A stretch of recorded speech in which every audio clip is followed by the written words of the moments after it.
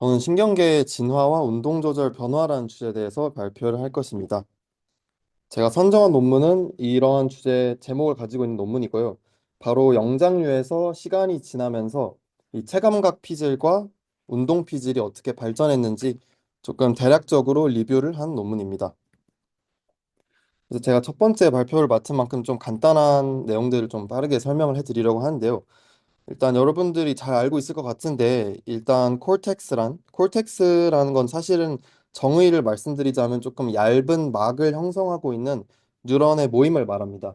그래서 콜텍스도 이제 뇌에서 다양한 종류가 있는데 여기서 제가 주로 다룰 거는 이제 cerebral cortex라고 해서 대뇌 피질을 말합니다. 대뇌 피질은 이제 대뇌의 표면 바로 아래에서 조금 이제 다양한 뉴런들이 모아져 있는 것들을 말하고요. 전체 뇌에서 이제 이렇게 꾸불꾸불 되어 있는 대뇌 피지를 쭉 폈을 때는 그 2500제곱센티미터, 그러니까 거의 신문 한 장보다도 넓게 된다고 합니다. 그래서 주요 대뇌 피질의 주요 기능들은 뭐 여기 나와 있는 것처럼 뭐 기억, 판단, 그리고 다양한 복잡한 활동들을 하는 데 있어서 이렇게 대뇌 피질이 조금 중요한 역할을 한다고 여러분들이 미리 알고 좀 내용을 들으시면 이해하기 쉬우실 겁니다. 그리고 나서 이제 대뇌 피질을 이제 여기 마우스 따라가시면 보이실 텐데 크게 여기 다양한 이제 이렇게 선들이 보이죠. 그러니까 이러한 선들을 이제 서커스라고 부르고요. 그러니까 약간 좀 파여 있는 부분들을 서커스라 부르고 그 파여 있는 부분들 옆에 이렇게 튀어나온 부분들을 이제 자이러스라고 부르는데요. 여기 나와 있는 것들은 이제 다 본과 1학년 때 외우게 될 이름들이라고 생각을 해주시면 되고요. 여기서 중요한 거는 제가 이제 여기 빨간색 네모친 센트럴 서커스, 이게 뇌에서 이제 가운데를 가르고 있는 중요한 서커스라고 생각을 해주시면 되는데 이거 앞에를 이제 프리센트럴 자이러스. 이 프리센트럴 자이러스에 아까 이제 선생님께서 설명해 주신 운동 피질이 좀 존재를 한다고 생각을 해주시면 되고요. 이 뒤에 있는 포스트 센트럴 자이러스에 체감각 피질이 존재한다. 이렇게 서로 가까이 붙어 있어가지고 우리 몸에서 체감각 피질과 운동 피질이 서로 상호작용을 하면서 다양한 기능들을 일으킨다고 생각을 해주시면 됩니다. 그래서 이 여기서 중요한 것들은 당연히 체감각 피질과 운동 피질인데요. 체감각 피질은 아까 말씀드린 것처럼 센트럴 서커스 뒤에 있는 거고 이제 주요 예를 들어서 뭐 감각, 뭐 통증 또는 이제 저희가 이제 다양한 뜨거운 거나 차가운 거를 느끼는 것들을 이제 이 체감각 피질에서 담당을 해주고 있고요. 운동 피질이 이제 아까 선생님께서 설명해 주신 것처럼 다양한 활동들, 이런 행동들을 조금 담당한다고 생각을 해주시면 됩니다. 그래서 이 두 가지의 되뇌 피질 부분들이 영장류가 진화하면서 어떻게 좀 발전하고 진화했는지 간단하게 설명을 해드리도록 하겠습니다. 이 논문에서는 세 가지 전제를 좀 깔고 시작을 했는데요. 일단 첫 번째는 초기 포유류는 전체 이제 몸 크기에 비해서 좀 작은 뇌를 가지고 있을 것이다. 그리고 두 번째, 모든 영장류는 이제 초기 포유류랑 다른 점이 있는데 이 점은 바로 조금 더 복잡한 감각 운동 시스템을 가지고 있고 더 큰 뇌를 가지고 있을 것이다. 그리고 세 번째로는 영장류들의 감각 운동 시스템을 발전 단계를 총 네 가지로 나눴는데요. 여기 보이시는 이제 폴시미안은 원원류라고 불러서 그 원숭이 여기 먼키랑 이제 유인원을 제외한 영장류를 의미합니다. 그래서 폴시미안, 원숭이, 유인원, 인간 이렇게 네 가지 발달 단계에 따라서 점점 커지고 더 복잡해졌다. 이렇게 세 가지 좀 전제를 깔고 들어주시면 될 것 같습니다. 좀 복잡한 그림이 있는데요. 이거를 기본으로 이제 어떻게 초기 포유류 단계에서부터 인간까지 발전을 했는지 봐주시면 되는데요. 조금 많이 복잡하지만 이제 간단하게 하나씩 하나씩 보면 여기 너무 복잡해가지고 1, 2, 3, 4, 5, 6 순서대로 봐주시면 됩니다. 그래서 2번이랑 1번 가운데 이제 프레센터 말머리들이 이제 보실 텐데요. 이 프레센터 말머리들이 태반 포유류라고 해서 이제 태반을 통해서 가지고 나오는 포유 여기를 기점으로 조금 많이 달라졌다 생각을 해주시면 그래서 이 1번 해당하는 모노 트레인들은 이제 번역을 하면 공공을 들고 있는 또아지 이런 것들이 해당이 되고요. 이제 말수표현은 무대류라고 해서 뭐 핑거류, 파라 같은 것들이 해당이 되고 이제 이거는 첫 번째 해당하는 아크로테리아는 뭐 너구, 토끼 이런 것들. 그래서 이제 좀 여기서 살펴봐야 되는 것들은 해반도류가 여기서 살렸다.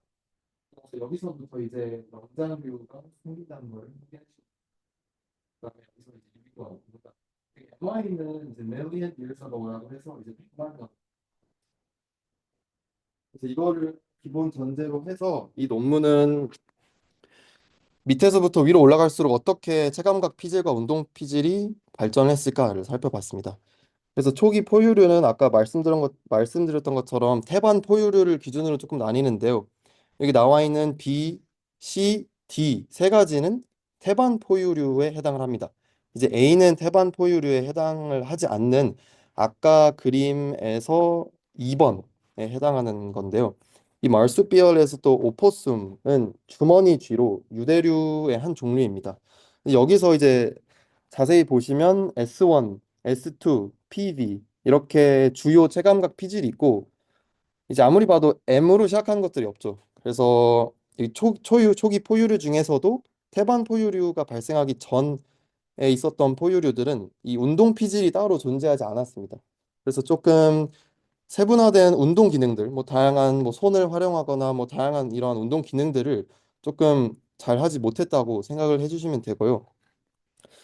그래서 얘는 어떻게 운동 기능을 누가 담당했냐라고 이제 연구를 해봤을 때는 여기 나와 있는 그냥 체감각 피질들이 운동 기능을 어떻게 좀 매개하고 담당을 했지만 따로 분화되어 있는 운동 피질은 없기 때문에 운동 기능들이 제대로 발달되어 있지 않았다라고 생각을 해주시면 됩니다.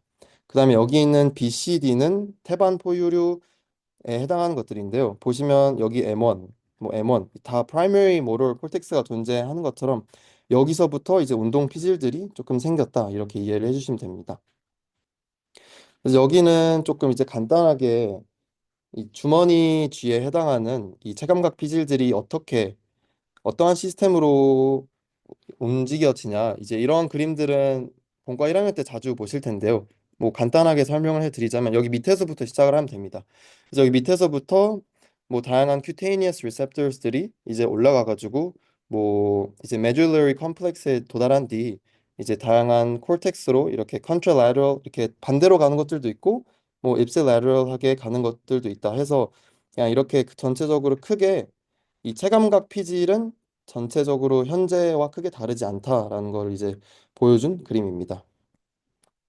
그 다음으로 이제 초기 포유류 그래서 이제 그 결론을 말씀드리자면 좀 뇌가 작고 신경계가 단순했다는 점을 알 수 있고요. 운동 피질이 존재하지 않았기 때문에 감각 피질이 운동 조절을 담당하였습니다. 그 다음에 태반 포유류 이후에 M1이 조금 이 primary motor cortex가 분화되면서 정교한 운동 조절이 가능해졌고요. 그래서 이 신경계 진화의 중요한 전환점은 당연히 예상하셨다시피 이 태반 포유류에서 운동 피질이 형성되고 체감각 피질이 조금 더 확장되는 이때가 큰 전환점이라고 생각을 해주시면 됩니다. 그 다음에 초기 영장류로 넘어가 보면 확실히 여기 나와 있는 것처럼 뭐 SR, S1, SC 이제 본과 1학년을 하신 분들은 아시겠지만 여기 3A, 3B1 이런 것처럼 조금 더 피질 확장이 되고 더 세분화됐다는 점을 알 수 있습니다. 또한 여기 나와 있는 것처럼 M1, 뭐 PMD, PMB라고 해서 운동 피질도 M1 말고도 좀 더 확장되고 세분화되었다는 점을 초기 영장류 뇌에서 확인을 할 수 있었습니다. 그래서 이것도 이제 논문에 있었던 그림인데 훨씬 복잡해졌죠. 아까 그림보다. 이제 여기 보시면 뭐 S1, SR, SC 이렇게 S2까지 이렇게 네 개가 이제 체감각 피질에 해당한다고 생각을 해주시면 되고요. 여기 왼쪽 위에가 이제 운동 피질. 그래서 이렇게 엄청나게 다양한 피질들이 존재했고 서로 이렇게 엑손으로 엄청나게 연결이 되어 있었다. 이게 갈수록 점점 그림이 복잡해질 거예요. 그래서 초기 영장류들은 아까 제가 보여드렸던 포유류보다는 조금 더 정교한 체감각 및 운동 조절 시스템을 가지고 있었고요. 운동 피질이 형성되면서 좀 더 정교한 신체 움직임, 뭐 예를 들어서 나무 타기, 먹이 잡기, 도구 사용 등을 이제 초기 영장류부터 할 수 있게 되었다라는 점 짚고 넘어가겠습니다. 그다음에 더 복잡해졌죠. 그래서 이거는 이제 초기 인간형 영장류라고 해서 영장류 중에서도 좀 인간과 닮은 영장류들을 이제 볼 수 있는데요.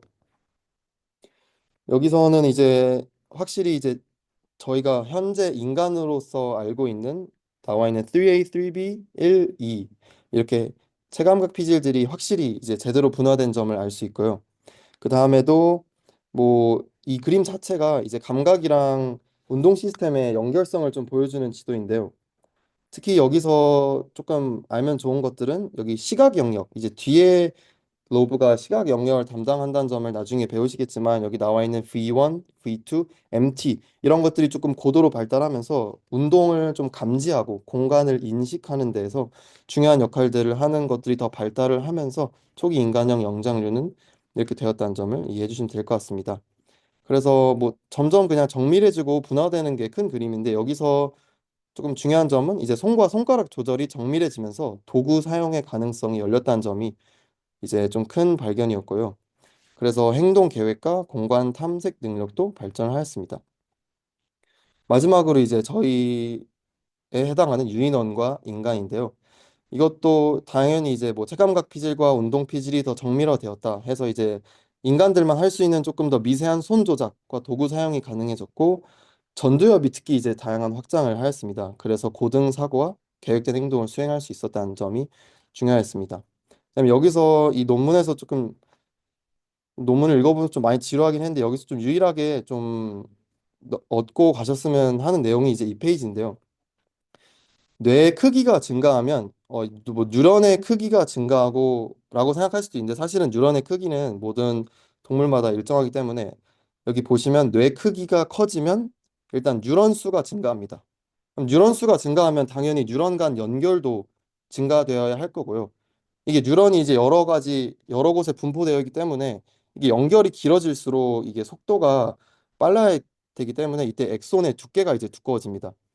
그러면 이제 뉴런 셀 바디보다 좀 더 이 뉴런의 뉴런 간의 연결에 이 뇌의 한정된 공간을 사용할 수밖에 없기 때문에 이를 해결하기 위해서 좀 더 뇌가 분화되고 이제 감각 현재 저희 대뇌 피질은 이제 네 가지로 분화되어 있거든요. 그래서 이 피질 영역이 조금 더 모듈화 된다는 표현을 썼습니다. 그리고 이제 이 연결이 길수록 엑손의 두께가 두꺼워야 되기 때문에 이 연결 자체를 짧게 만들기 위해서 이제 좌뇌랑 우뇌의 비대칭성이 증가하여서 예를 들어 뭐 어떠한 언어 관련된 건 다 이제 좌뇌에 있다고 생각해 주시면 됩니다. 그래서 이 연결 자체를 좌뇌 우뇌 서로 연결해야 되면 너무 길어지기 때문에 한쪽에 이게 몰아 넣었다. 이렇게 점점 뇌가 발달을 하였고요. 반대로 이제 현재 존재하는 엄청 작은 동물들은 뇌 크기가 작기 때문에 뉴런 수도 엄청 적습니다. 근데 뉴런을 이제 많이 잃게 되면 특정 위치들의 이제 기능을 잃을 수도 있기 때문에 아예 현재 좀 쓰지 않는 다양한 모듈화된 공간들은 그냥 뇌에서 제거해 버리고 좀 다양하게 쓰는 위치들만 뉴런들을 많이 분포했다고 이해를 해주시면 될 것 같습니다. 그래서 이제 마지막으로는 이제 현재 유인원과 인간은 손해 아까 설명해 드렸던 손해 대뇌 상호작용 증가로 인해 균형 감각과 운동 학습이 향상되었다는 점으로 이해해 주시면 될 것 같습니다. 네, 이상으로 발표를 마치도록 하겠습니다. 감사합니다. 질문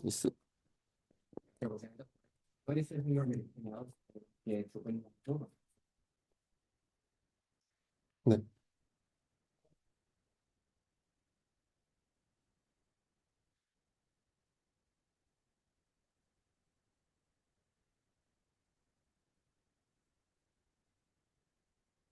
네네. 음, 맞아요. 여기서 저도 이제 궁금해서 좀 보니까 일단은 여기서 예를 들어서 여기 보이시는 것처럼 갈라곤으로 이제 이러한 실험을 한 이유 자체가 이제 여기서 사실은 과거에 멸종됐던 동물들로 이제 찾아볼 수는 없잖아요. 그래서 여기 초기 영장류에서 가장 대표적인 동물과 가장 비슷한 갈라고라고 현재 뭐 이제 이렇게 키우기도 엄청 쉽고 엄청 많이 존재하는 동물들의 이제 동물들을 수면 마취를 시키고 이제 다양한 전기 자극을 꼽아가지고 위치를 좀 발견했다고 합니다. 그래서 여기 나와 있는 것들은 대부분 현재 존재하는 동물들로 하였고 근데 이제 과거에 그때 존재했던 동물들과 가장 유사한 동물들을 했다고 이해를 해주시면 됩니다.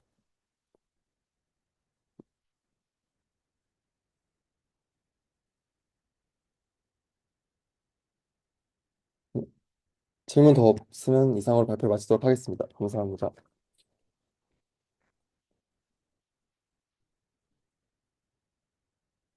네. 첫 번째 발표부터 네, 기대 이상으로 굉장히 흥미로웠습니다. 어, 네. 그래서 일단 이제 포유류부터 시작해서 원시 포유류부터 시작해서 인간에 이르기까지 어떤 식으로 점점 동물이 발달했는지를 좀 살펴본 그런 발표였고요. 네, 그래서 사실 우리가 흔히 동물 구조가 너무 단순하기 때문에 컨트롤할 수 없다라고 생각을 하지만 그게 아니라 그 사이에 신경계가 충분히 따라와줘야 그만큼의 일을 할 수 있다라는 약간 인사이트를 주는 발표였던 것 같아요. 네. 그러니까 아무리 좋은 기관, 아무리 좋은 시스템이 생물에게 있어도 그걸 컨트롤하기 위해서는 네, 신경계가 필요하다라는 주제였고요. 자, 이제 두 번째 세션에서는 벌써부터 톰과 제리가 움직이고 있는데 네, 박철인 학우님께서 네, 톰과 제리로 보는 피식자와 포식자의 운동신경회로 차이라는 주제로 발표를 진행해 주시겠습니다. 모두 박수 부탁드립니다.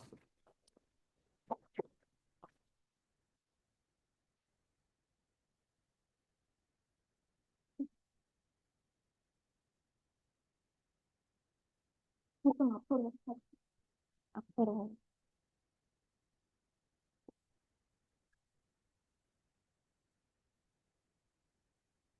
네, 안녕하세요. 두 번째 발표를 맡게 된 박채린입니다.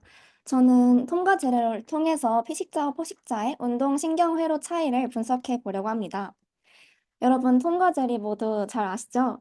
어떤 많은 애니메이션에서는 이렇게 톰이 제리를 쫓아가는 영상과 제리가 겁에 질린 중간 그림과 같은 애니메이션이 있지만 또 어떨 때는 톰이 제리를 잡으려 하지만 실패하는 장면도 많고 또 여기 있는 것처럼 오히려 제리가 톰을 반격하는 장면도 많습니다. 그래서 저는 이걸 보면서 이게 과연 신경과학적으로 맞을지 궁금했고 또 만약 신경과학적으로 맞다면 어떤 회로를 통해서 이렇게 되는지 궁금해서 이런 발표를 하게 되었습니다. 그래서 목차는 다음과 같습니다. 우선 먼저 감각이 어떻게 감지하는지 알아보고 그것을 시각과 후각을 통해서 알아보고 그 다음에 공포 및 스트레스 반응이 포식자와 피식자에서 어떻게 차이가 나는지 확인하고 그리고 신경 전달 물질의 차이가 어떤 영향을 주는지 알아보고 마지막으로 이걸 이용해서 톰과 제리가 과연 이 애니메이션이 과학적인지 알아보려고 합니다. 먼저 감각 및 감지 시스템입니다. 우선 포식자의 시각과 피식자의 시각을 알아보겠습니다. 우선 이 페이지는 해부학적인 차이 알아보는 건데요. 포식자는 이렇게 눈이 앞에 있습니다. 그러면 보이는 시야각이 적을 것입니다. 하지만 이렇게 겹치는 부분이 있기 때문에 겹치는 부분에서는 하나의 물체를 양쪽 눈으로 보기 때문에 거리를 볼 수 있습니다. 그래서 포식자의 경우에는 그 물체가 이동하는 그 거리, 멀어지는지 가까워지는지 알 수 있기 때문에 초점을 맞추고 사냥의 정확도를 높이는 데 최적화되어 있습니다. 반면에 피식자의 경우에는 눈이 양쪽에 달려있기 때문에 이게 시야각이 되게 넓어지지만 거리 정보는 알기 어렵습니다. 그래서 피식자의 경우에는 주변 환경을 인식하고 방어하는 데 유리합니다. 각각의 시각을 조금 자세히 들어가자면 쥐의 시각부터 알아보겠습니다.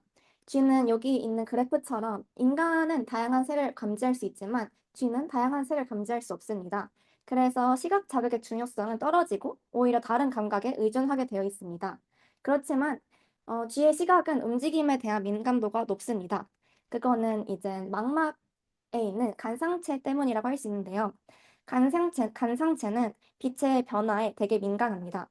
그래서 빛의 변화에 민감하다는 것은 움직임에 민감하다는 것인데요. 왜냐하면 조금만 움직이면 여기가 갑자기 조금 어두워질 건데 그것도 민감하게 반응하기 때문에 작은 움직임에도 민감하게 반응한다는 것입니다. 그래서 이제 망막에 있는 세포가 라드셀이랑 코온셀 두 가지가 있는데 이 두 가지 중에 라드셀이 더 민감하다는 것입니다. 그래서 여기 옆에 있는 논문에 있는 그래프를 보면 이 그래프가 여기 강자의 개수에 따라서 얼마나 다른지 그래서 라드 같은 경우는 적은 양의 강자 개수가 빠르게 반응하고 그리고 많은 신호를 내보내 이걸 통해서 더 민감하게 반응한다는 걸 알 수 있습니다. 그리고 이제 그걸 부자적으로 보게 된다면 빛을 빛을 이제 신호로 보게 되는 경우를 보겠습니다. 간단히 수업시는 GPT, GPT를 이게 PD를 활성화시키고 이게 CGMP를 정해놓으면 이게 신호를 전환하는데 G 프로틴이 영향을 많이 하게 됩니다. 를 비교하게 된다면 G 프로틴이 다릅니다. 이 중에서 이 G 프로틴이 더 효율성이 좋기 때문에 흡수하면서 되게 잘 받아들일 수 있는 것이고 또 이 디스크 구조도 영향을 준다고 합니다. 그래서 이 G의 시각을 알아봤고 다음으로 고양이의 시각을 알아봤는데요. 고양이의 시각은 G와 다르게 시간에 의존한다고 합니다. 그래서 앞서 말씀드린 것처럼 G와 고양이 관계에서는 고양이가 포식자이기 때문에 앞에 있고 그런 공간적 정보를 받을 수 있을 것입니다. 그리고 시각 시스템을 알아보면 북한의 시각 시스템과 유사합니다. 이런 시각 시스템이 있는데 그중에서 시각 퀴즈에서는 여기 외에 이제 움직임 반응을 통해서 이 정보를 받아들이게 됩니다. 그래서 이제 움직임 변화를 잘 받아들일 수 있는데 그것을 더 구체적으로 알아보자면 움직이는 물질 빠르게 정확하게 감지할 수 있는 이유는 이렇게 네 가지 나눌 수 있습니다. 앞서 뒤에서 말씀드렸던 거랑 같은 이유로 관상지가 많기 때문에 움직이는 물체를 빠르게 감지할 수 있고 두 번째는 시각 퀴즈에서 움직임을 처리하는 게 선택적으로 처리할 수 있습니다. 그리고 세 번째에서는 움직임을 감지하는 신경회로가 여러 개 있기 때문에 그 정보를 통합해서 정확하게 분석할 수 있고요. 그 다음에 공간적 정보를 쓸 수 있습니다.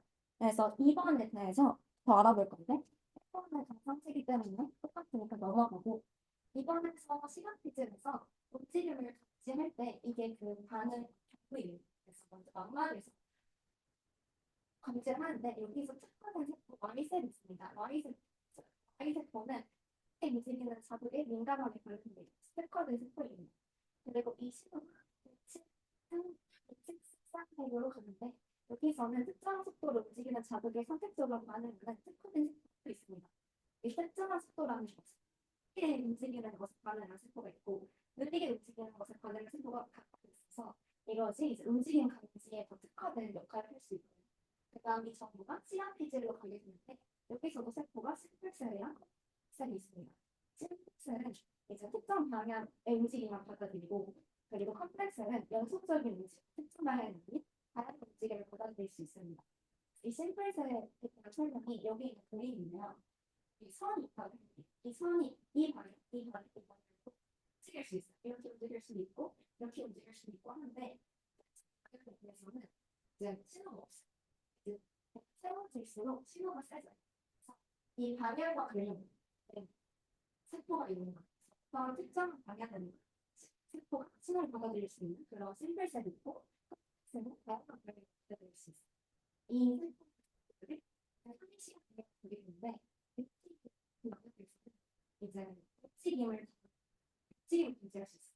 그래서 어디로 가는지 거리 이런 거 감지할 수 있어서 얘는 궤적을 감지할 수 있고 MST에서는 해축소 이런 회전 이런 걸 감지할 수 있어서 이렇게 고양이는 시각적인 신경계가 잘 발달되어 있습니다.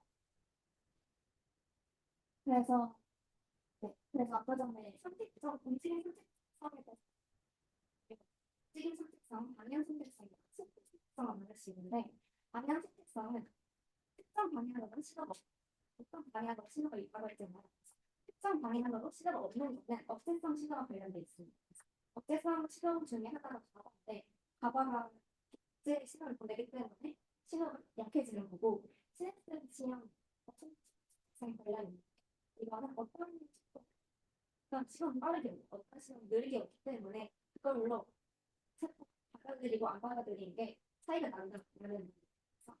속도, 스피드, 시긴 속도를 판단할 수 있다고 그다음에 이제 시간 정보를 처리하는 게 도열 설명 벤트럴 두 가지가 있어요.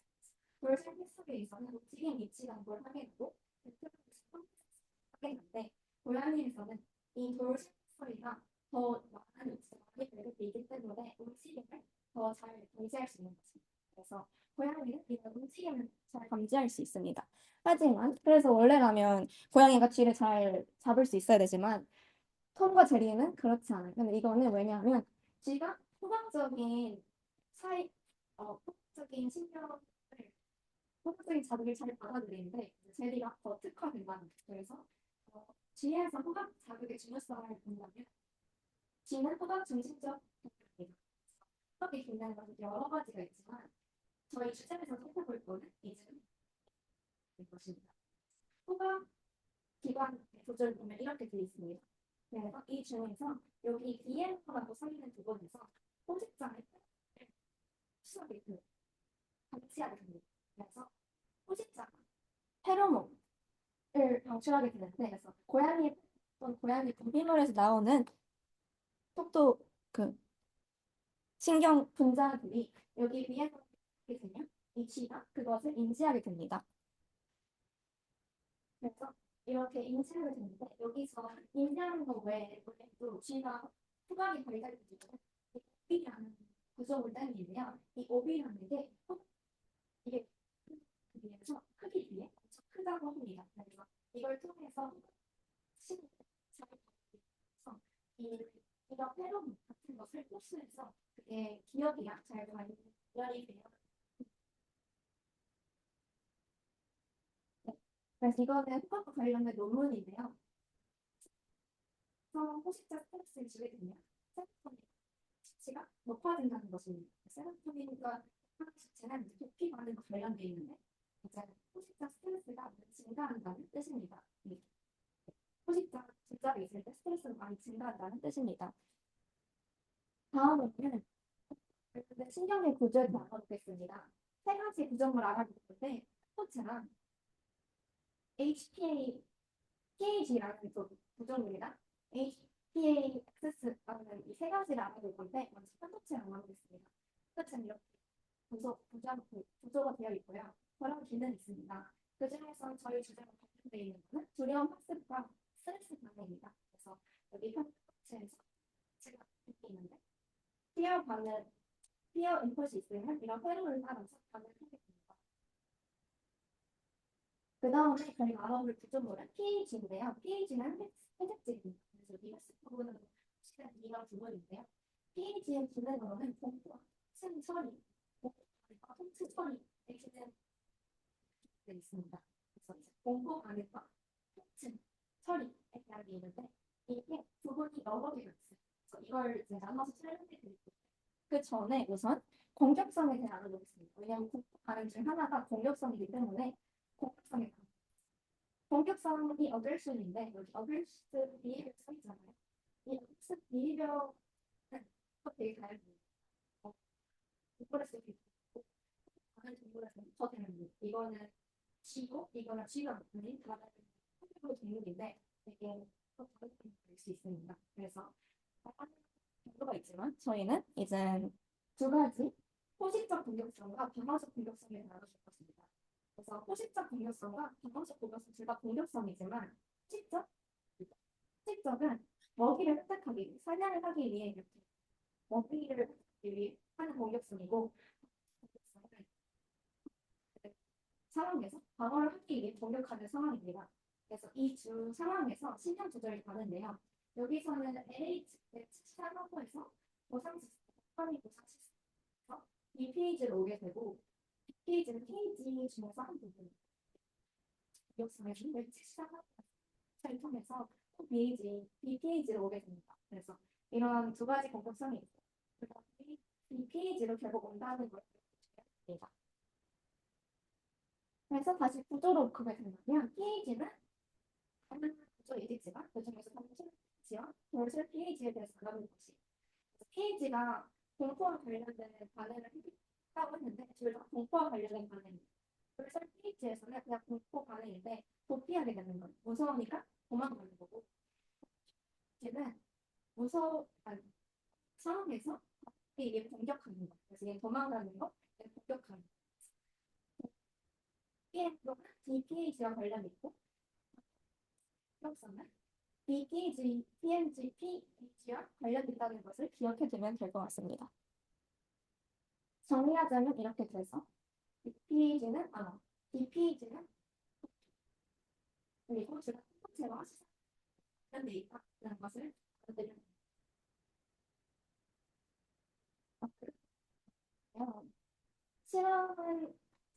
실험 설명 생략하고 말씀드리자면 첫 번째 두 개의 실험을 했는데 실험은 BPH 이게 DLPG로 써 있는데 DLPG는 DPG 중에 한 부분이에요.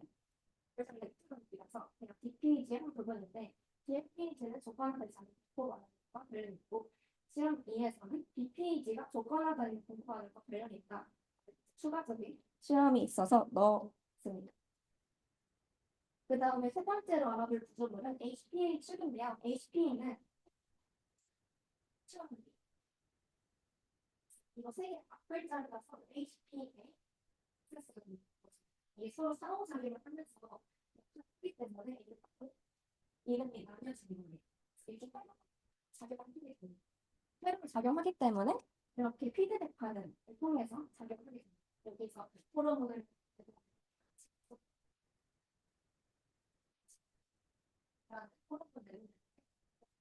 호르몬을 얘를 통해서 일어나게 됩니다. 그래서 이런 세 개의 신경 구조를 합하면 파이틀 반응을 생각할 수 있는데요. 이거를 그래서 이렇게 따로 그렇습니다. 감각 자극을 탐지하고 이런 자극들을 탐지하고 감각 신경을 통해서 뜻을 전달됩니다. 근데 이때 감각 신경계 콜텍스를 통해서 올 수도 있고 좀 위협적인 감정 그게 나타나면 그냥 바로 뜻을 올 수 있습니다. 그리고 이게 시상하고 또는 뇌관의 PAG로 전달되는데 아까 PAG 위치를 만들어서 PAG는 뇌관의 중내에 있어요. 여기 또는 여기랑 여기에 전달되고 이게 교과실경의 활성입니다. 얘는 피가 만들어서 얘네 주위 였고요. 다음은 이제 피식자, 포식자에서 간단히 살펴보자면 피식자에서는 셀에서는 활성화를 해서 이런 스트레스성 호르몬, 스트레스성 분자들을 막아지게 되고 pH에서는 도피 반응이 나가게 됩니다. 그래서 DPG가 활성화되면 도피가 하게 되고 DPG가 활성화되면 나눠적 공격을 하게 됩니다. 그리고 HPX에서는 스트레스 호르몬이 서리 증가하게 되고 반응을 하게 됩니다. 다음은 식자인데요. 식자에서는 pH 집중을 하자면 식적 공격, pH였잖아요. 그래서 이런 pH가 활성화돼서 전략적 공격을 할 수 있게 됩니다. 그 다음에 신경물질의 종류를 보면 되게 다양하게 있는데 그중에서 감독하기는 이제 여기 사냥할 때 집중력 때문에 증가하고 젤리의 경우에는 조금씩 감소하게 됩니다. 왜냐하면 도파민이 많아지면 공포 반응을 하는데 반응을 때 감소한다고 합니다. 그리고 세로토닌은 공격성을 조절하게 되는데 이거는 뒤에서 바로 설명하겠습니다. 그리고 노르에피네프린은 저는 양을 되기 때문이에요. 그래서 세로토닌이 공격성과 관련돼 있기 때문에 한 번 더 살펴보자면 관련된 논문이 있습니다. 이러한 논문인데요. 이게 무슨 논문이냐면 야생과 길들여진 동물에서 세로토닌이 어떻게 변화되는지 알아보는 것입니다. 그래서 실험을 크게 두 가지 했는데 첫 번째 실험은 세로토닌을 추가적으로 넣었을 때 공격성이 어떻게 변화하는지 알아보는 과정이고 두 번째는 야생과 길들여진 동물 사이에 세로토닌이 어떻게 차이가 있냐를 알아보는데 둘 다 이제 첫 번째는 세로토닌 넣었더니 공격성이 감소돼요. 그러니까 세로토닌은 공격성 억제한다는 결론이 나오고 두 번째에서도 길들여진 동물에서 세로토닌 양이 좀 더 높게 나옵니다. 그래서 그거는 공격성 억제한다는 가설과 잘 맞게 됩니다. 그래서 세로토닌은 공격성을 억제하는 역할을 합니다. 그래서 살펴보면 이런 부분에 작용을 하게 되는데 공격성을 조절하고 공격성을 조절하는 것을 할 수 있습니다. 그래서 다양한 시험제가 있는데 그냥 본인이 뇌에만 작용하는 게 아니라 작용하기 때문에 다양한 시험체가 있고 이제 감정 조절하는 거, 식욕 조절하는 거, 아니면 위장관에도 있고 되게 다양한 곳이 있지만 저희가 뇌에서 설명할 거는 이 HT1이고 얘네들은 공격성을 하게 되는 역할을 한다고 합니다.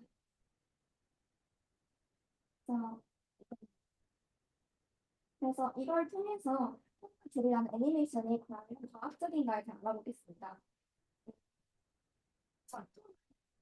때문에 전략적인 사냥 그러면 생각을 해야 되는 전두체와 혈도체가 연결돼서 강하게 해줍니다. 제리 같은 경우는 피식 체결되는 손해가 척수 경로가 활성화돼서 도피 행동을 하게 될 것입니다. 그래서 이걸 간단히 하고 뒤에 또 설명할 게 있어서 이걸 간단히 하면 포식자는 이런 걸 통해서 전략적 추적을 하게 되고 이거는 또 다른 논문인데요. 여기 논문에서는 포식자에서 게임기가 공격할 때 활성화된다는 걸 보여주는 논문입니다. 그리고 피실자에서는 만사적 도망을 하면서 이런 부분이 이렇게 유도가 됩니다. 그러면 이제 톰 제리를 살펴볼 건데 방금 식자 피식자를 살펴봤다면 톰과 제리를 살펴볼 것입니다. 톰은 식자고 제리는 피식자입니다. 그래서 이렇게 톰 방해하고 제리는 우선 이게 일반적인 상황이지만 톰과 제리에서는 일반적인 상황과 달리 제리가 오히려 톰을 이렇게 장난치고 있습니다. 그래서 이런 상황에 맞게 한번 설명을 해보겠습니다.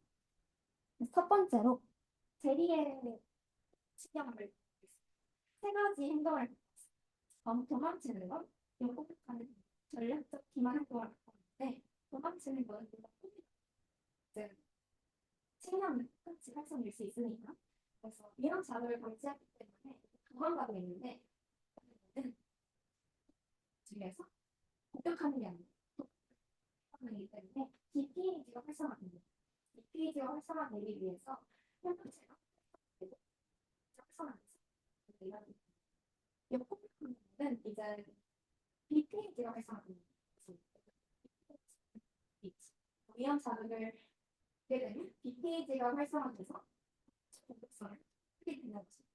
네, 마지막으로는 전략적 기만 행동인데 보는 거죠.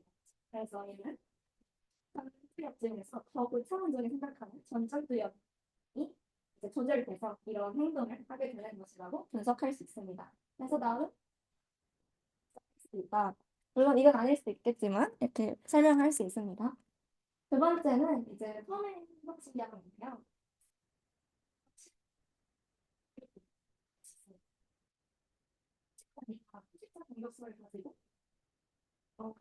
중뇌 보상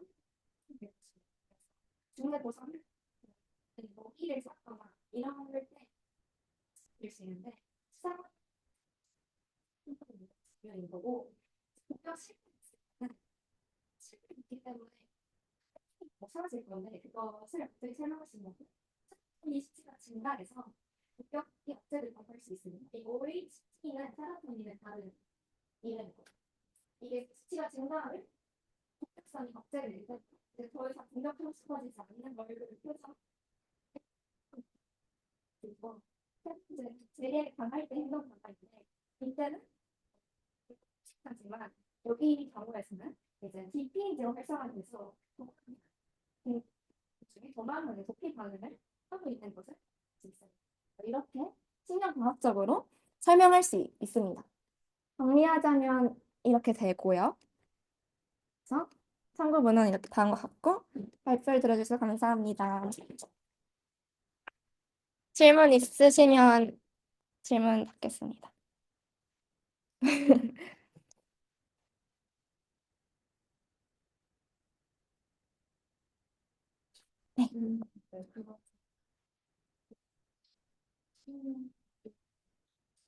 네. 네. 제비를 지금 찾지 못하는 이유가 방향제만 활성화된 세포들이 많아서 그런 지금 아니요. 원래라면 잘 확인을 해야 되지만 눈에 띄면. 근데 체리가 너무 잘 도망가거나 톰이 잘 못 찾아서 원래는 이제 특정 방향으로 가는 세포들이 다양한 거예요. 그래서 이 방향으로 가는 걸 탐지한 세포도 있고 이 방향으로 가는 것도 탐지한 세포가 있어서 다양한 방향도 잘 탐지해야 되는 게 고양이의 시각 세포들인데 이제 톰은 그걸 못하거나 체리가 너무 잘하거나 네, 이렇게 생각하시면 됩니다. 네.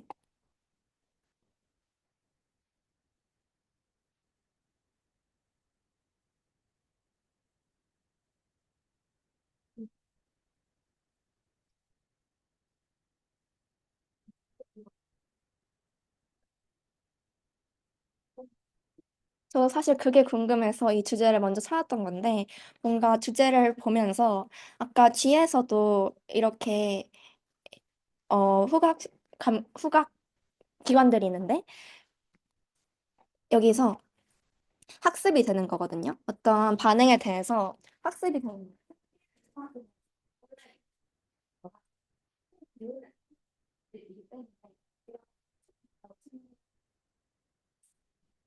이런 냄새를 맡았을 때, 아, 이거 후식자구나. 이게, 아, 이거 먹이구나. 그럼 나는 먹어야겠다. 이렇게. 음. 다른 질문 있으신가요? 없으시면 여기서 발표 마치겠습니다.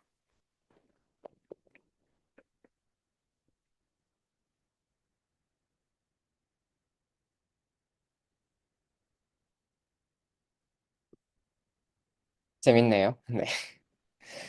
이 리소스를 다 어떻게 찾으신 건지 굉장히 놀라울 정도로 엄청 다양한 내용들을 다뤄주셨는데, 일단 정리해보자면 시각이나 후각 같은 감각에 관련된 내용, 그 다음에 공포 반응이나 불안 정서, 그리고 마지막으로 이제 신경 전달 물질의 관점에서 포식이나 피식 같은 게 어떻게 나타나는지를 좀 살펴본 것 같습니다. 참고로 아까 마지막 질문에 대해서 좀 저의 개인적인 생각을 말씀드리자면, 저는 포식자, 피식자는 어느 정도는 결정되어 있고 어느 정도는 학습된다라고 좀 생각이 들기는 해요. 왜냐면 시야 범위 같은 거는 사실 타고 그냥 태어나는 거잖아요. 그런 포식, 피식 특성은 되게 인네이트한 거라고 생각을 하고, 그치만 이제 본인이 어떤 정서적인 경험이나 공포 반응 같은 걸 계속 겪으면서 이제 후천적으로 학습되는 부분들도 분명히 있을 것이다. 이렇게 생각이 듭니다. 여기까지 해서 이제 전반부 세션 마무리하고요.